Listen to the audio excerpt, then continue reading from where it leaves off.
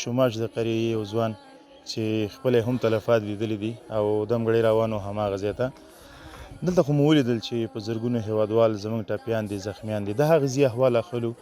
سلام ستړی مو شو بخیره. وعلیکم السلام. څنګه وروره جوړې ښه خیرات دی؟ شکر دی الحمدلله. د الله احسان دی. ته خپله څنګه یې؟ ښه الحمدلله. بس تاسو دعاګانو کې الله دې ونازو. په وروستیو کې دغه زلزله چې تېره شپه څه کم 12 بجې ترسره شوه وشوه البته، او دلته خو موږ ولیدل ودېرو کلي کې ګڼ شمېر هیوادوال یې ټپیان کړل، ګڼ شمېر هیوادوال یې شهیدان کړل. د شوماج د قریې احوال راته راکړه چې هلته څه کیسې وي؟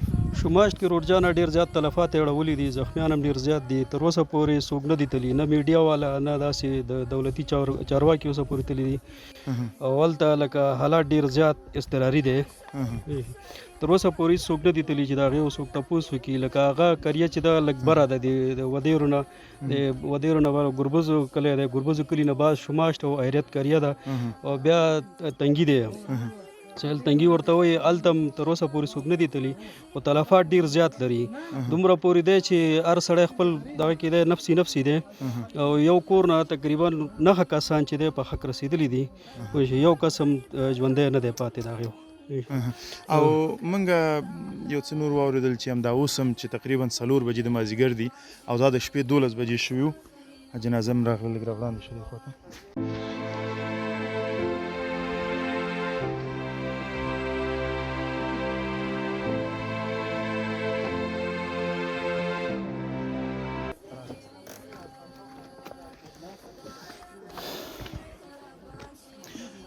اوس هم دا فکر کوي چې هلته به شهیدان د خاورو لاندې وي او هلته به اوس هم دغه چتونه پرې پراته وي. ډېر زیات دي. دومره کسان نشته دی چې هر یو کور نه 3-4 شهیدانو ورکړي دي ټولو. او دومره څوک نشته دی چې یو کس یا 2 کسان پاتې دي او د هغې وس نه کېږي چې د خاورو لاندې نه هغې وباسي. ډېر ټول د ملبې او د خاورې لاندې اوس هم لکه پراته دي. دې ځای نه چې تر ټول کسان چې ما ولیدل په لاره او په دلته، نو دا تر همدې ودیرو پورې راغلي دي او بېرته دې ځای نه واپس روان دي. لکه دا ملکي کسان چې کوم راغلي وو، دیو چې کوم کومکي حوالیه کوله، نو دیو تر دې ودیرو پورې راغلي دي. ودیرو نه بره څوک هم نه دي تللي. شوماج کلي ته لکه اوسه پورې څوک داسې نه دي تللي چې هلته هغې سره کومک وکړي. هغې ځان ته ځاني لګیا دي چې هر سړی خپل شهید راوباسلی شي د خاورو لاندې نه راوباسي. او نور داسې څوک کومک والا نشته دی چې هغې سره څوک کومک وکړي. دمګړی د په هغو ځوانانو چې دمګړی ته ګوري په هغو باندې او په هغه دولتي چارواکو باندې چې هغوی وسه لري، پیغام دې څه دی او هغو باندې غږ دې څه دی؟ اول خو زما دولتي چارواکو نه دا هیله او ارزو ده چې باید راشي. دا افغانان دي، باید چې دلته راشي، دیو سره هم کومک وکړي. او باید د ملکي کسانو نه چې دا هم د دې ورونه دي، مسلمانان دي، اوس بې وسې دي، چې باید دې خلکو سره دلته ډېر کومک وکړي ورسره. چې دا ډېره یو پاتې علاقه ده، یو پاتې واسطه علاقه ده چې دیو سره باید ډېر کومک وشي. خیر سروره، مننه. ډېره زیاته مننه درنو ملګرو. د خبرې کوي زما ژړا دغه ستوني ته رارسېدلې ده، ځکه چې زموږ په وطن الله تعالی بده ورځ راوستې. دی وایي چې اوس هم چې 4 بجې د مازدیګر دي، د شپې په 12 بجو باندې زلزله شوې ده او اوس 4 بجې دي، تر اوسه پورې شهیدان د خاورو لاندې دي. څومره بده صحنه ده. دومره څوک نشته چې هغه راپورته کړي. الله تو رحمېږي را باندې او ته مددګار شه د افغانانو. ځوانه زموږ همدغه مسؤلیت دی چې دغه غږ مو تر نړیوالو ورسولو، ټولو ته ورسوئ. دغه 4 بجې کېږي لګیا دي.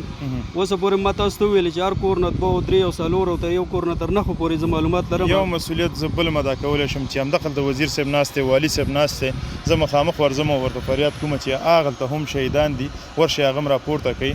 او هغه ټپیان او زخمیان چې اوس بد حالت کې دي هغه هم راپورته کړي او ځان سره راوړئ او دلته علاج وکړئ. نو دغه حق دی په ما دی، همدا اوس ورځم او دا کار درته کوم. بس دغه ورته چې وکړئ. ډېره ستاسو نه به یو جهان مننه چې دا کار تاسو وکړئ چې لکه هغه ډېر یو بد حالات او بد وضعیت باندې هلته خلک دي چې بالکل د هغې حالات خراب دی. لکه وشي الله دې ورحمېږي، دغه نه کېږي. الله دې تاسو ته اجرونه درکړي. امین. الهي پرېکړې دې موږ پکې څه نه شو ویلی. بالکل دا د الله د طرف نه یو واقعه وه. بس خوشحاله اوسئ.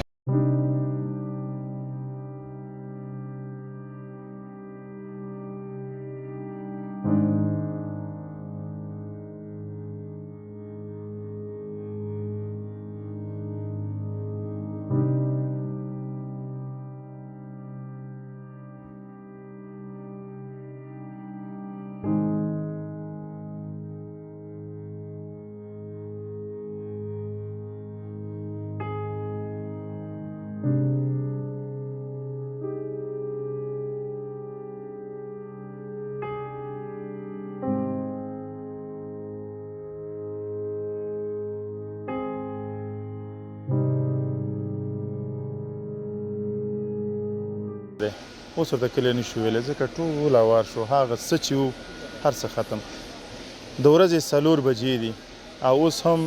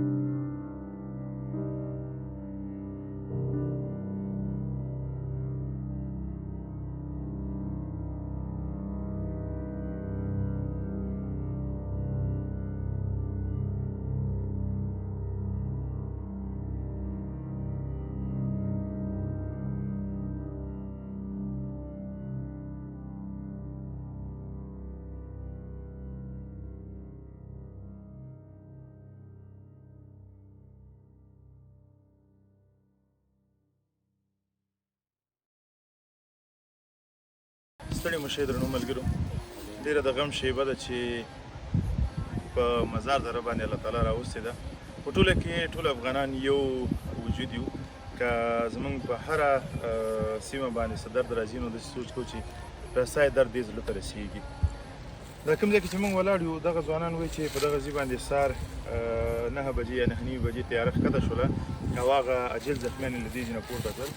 لاندې په دغه کلي کې اوس هم شور ماشور دی، غږ بې اورئ او اوس هم ویر دی پکې. او دغه کورونه چې تاسې ګورئ دغه کورونه هم شهیدان یې ورکړي دي او هغه پاس کورونه چې دا هم شهیدان دي او همدارنګه هسې پاس. او د دې کورونه چې همدو سره غږېږو چې زلزله څه وخت پیل شو. دوی چې لومړي ځل لپاره د زلزلې اواز واورېد چېرته وو څه یې وکړل. سلام زلزله بېګا 12 بجې باندې 12 بجې په باندې 12 بجې شروع شو تر سهاره د نو زلزله وه او سخت ټکان دي ولودل. نو بس دې کورونو کې شهیدان یې ورکړه او زخمیان او عاجل زخمیان او دوی ورکړل. بس بیا ډېره مننه حکومت ته چې هلیکاپټر یې تیارې راغلې او عاجل زخمیان یې انتقال کړل. کور دې ودان هغه صحنه راته ووایه چې کله زلزله شروع شوه تاسې چېرته وئ او څه مو هغه وخت کې وکړل؟ کورونو کې وو کورونو کې وو. بس اول دا چې وګڼل ټکان بس دې سره چې څو کورونه منځه تللي وه خو لاړ او دا نور راووته وروره بار دښتو ته راووته او سیدا ته راووته چا چې نږدې و دښتې او کورونو سهارا ته راووته. او بس چې څوک چې چا چې عاجل زخمیان هغې انتقال کړل او نور بس چې شهیدان هغې ته جمیل الله دې هغوی ته صبر جمیل. ډېره مننه وروره، کور دې ودان خوشحاله اوسئ. دغه شهیدان تا په خپلو سترګو ولیدل دلته چې وو او هغه زخمیان چې وو دلته چې پورته کړل هغوی په څه حال کې وو؟ بس داسې وو چې عاجل زخمیان وو. د چا مقصد چا د مرګ په حالات کې وو، چا ور سر جوبل وو، چا پښه جوبل وو، چا ملا جوبل خبرو او د هر څه نه وتي وو مقصد. او ستاسې او موږ یو زخمي لرو چې مور هم ده موږ کوز کلی لوټلام کلي او دې دا مسعودو کلی دی. دا د مسعودو کلی دی. مسعودو کلی دی. او ګربز ته څومره لاره نوره پاتې ده؟ ګربز ته 1 غنټه لار ده. 1 غنټه لاره. ډېره مننه وروره، موږ هم ګربز ته ځو هغه ځي احوال اخلو. صحیح دی.